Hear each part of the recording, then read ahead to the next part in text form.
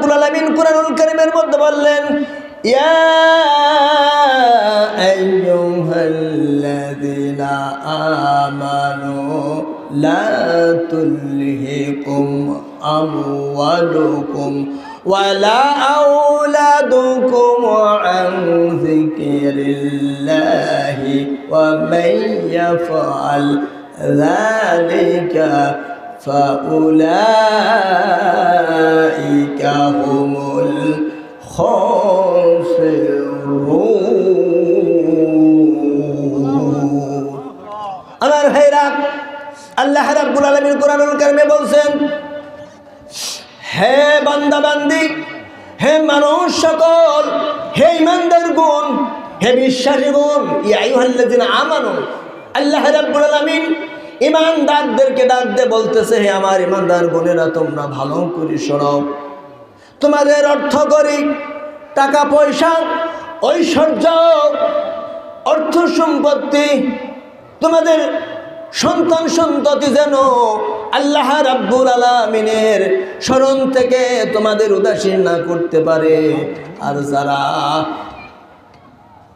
আল্লাহর স্মরণ থেকে উদাসীন হবে, এরাই হলো ক্ষতিগ্রস্ত। কে বলছেন এ কথা? কে বলছেন? আল্লাহ বলছেন। আজকে দুনিয়াতে দেখেন, স্ত্রী সালামে, পরিবার পরিজন, টাকা পয়সা যা কিছু আছে, এসব হলো একটা পরীক্ষার কারণ। আজকের এই মায়ার কারণে কিন্তু অনেকেই আল্লাহর পথ থেকে, দিনের পথ থেকে, মৃত্যু থেকে অনেক দূরে সরে আসে। কথা ঠিক না ঠিক? অথচ মৃত্যুর সাথে সাথে আপনার ওই জিনিসটাই কিন্তু পর হয়ে যাবে। আপনার সবচাইতে আপনজন, স্ত্রী, ছেলে মেয়ে, পরিবার, টাকা পয়সা, ব্যাংক ব্যালেন্স সব পর হয়ে যাবে। ও তো এই দুনিয়ার মায়ায় পড়ে করছো কত বাহারা, এইটা নয় তোর আসল বাড়ি, কবর যে তোর আসল ঠিকানা। কোন কথা ঠিক না ঠিক ভাই?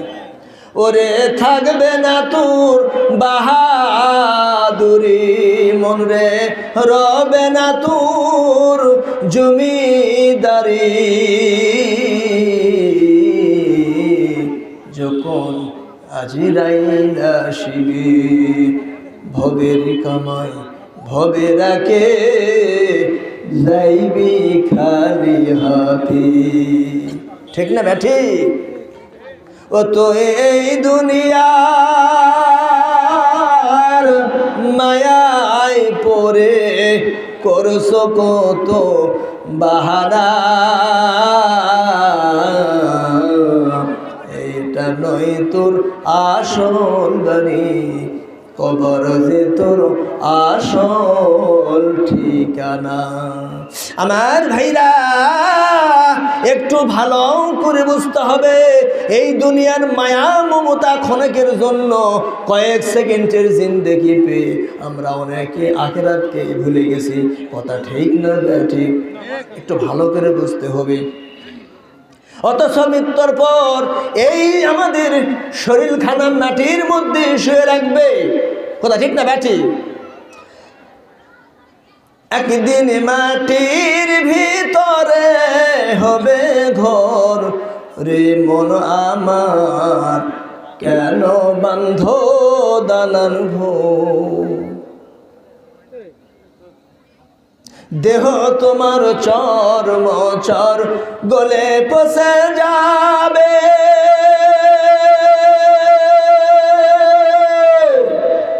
শিরায় উপশিরাগুলি ছিন্ন ভিন্ন হবে। দেহ তোমার চর্ম চর গলে পচে যাবে, শিরায় উপশিরাগুলি ছিন্ন ভিন্ন হবে।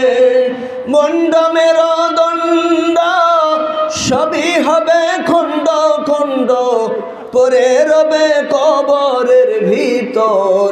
রে মন আমার বলেন কেন বান্ধ দালান ঘর, একদিন মাটির ভেতরে হবে ঘর রে মন আমার, কেন বান্ধ দালান ঘর। কথা ঠিক না ঠিক ভাই? সকলেই যাব, সকলেই জানি যে আমরা কবরে যাব, কিন্তু ওই কবরের কথা আজকে ভুলে গেছি।